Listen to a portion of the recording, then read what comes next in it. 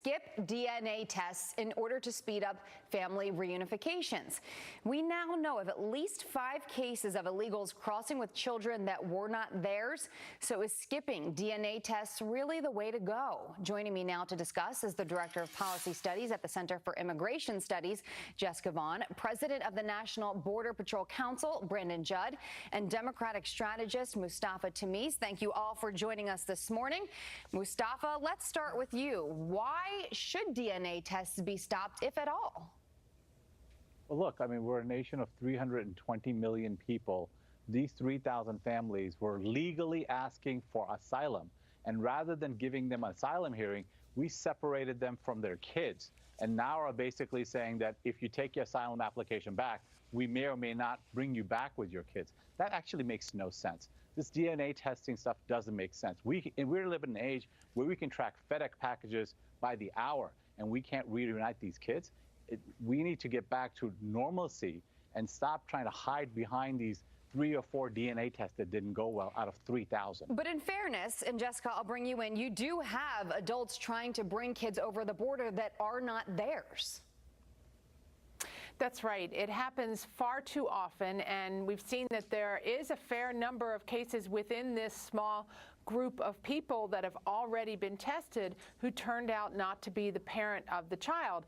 And this is especially important in dealing with the youngest children who are in this group who can't speak for themselves. You know, there are people who will do or say anything to get into the United States. They will use children to do that, or they are carrying out a smuggling act on behalf of a parent who paid to try to get their child into the United States. So the DNA test is non-invasive, and it's really the only way to make sure that there is a relationship, a parental relationship. Anybody can show up with a falsified birth certificate or baptismal certificate. This is the only way to be sure that we're putting the child in an appropriate place, or reuniting them with the right person. Right, and to that point, Brandon, some of these kids, and I'm not saying all of them, but some of them are being used as pawns for adults to get into this country, as Jessica just mentioned there, drug smuggling, human trafficking. I mean, these are situations where if that number even stands at 5, that's 5 kids right now who are in harm's way. Well, as a Border Patrol agent, I can personally tell you that, you know, tracking FedEx shipments, tracking FedEx packages, that would be one thing. But most of these people that enter the country illegally, they're not bringing birth certificates. They're not bringing identification. But these are not illegal people. These are people asking for legal asylum. They cross the border illegally. They cross the border illegally. Hold on, let's let Brandon finish his statement. They committed a crime. They crossed the border illegally. That is because when we separate them and when we try to put them back together, you have to be able to match that child with actual parents. If we don't, we're not protecting those children. The court's responsibility, first responsibility of the court, is to protect those children. We know that sex trafficking takes place all the time. We're the ones we know that they take them all the time. I'll let you respond. Just let Brandon finish his thought.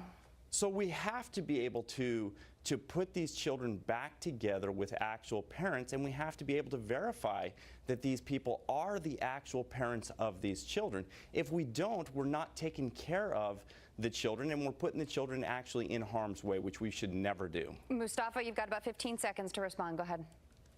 We're the ones that put them in the harm's way by separating from their families. They came in legally to ask for asylum. Rather than giving asylum hearing, we took the kids away. They didn't come in legally. Hide behind these lies. They entered the country illegally. They didn't come in legally. I have to give the final word to Jessica here. Jessica, you've got about 15 seconds. Go ahead. Well, the root of the problem is that so many people are using the asylum claim as a way to get into the United States, to be released here in our catch and release policy and be able to stay indefinitely. And so that's the fundamental problem that has to be solved here. People shouldn't bring their kids here to try to do that. All right, Jessica Vaughan, Brandon Judd, Mustafa Tamiz, thank you for your time this morning. Appreciate it. Thank you. Okay, 19 minutes after the hour, a defaced American flag sparking nationwide outrage.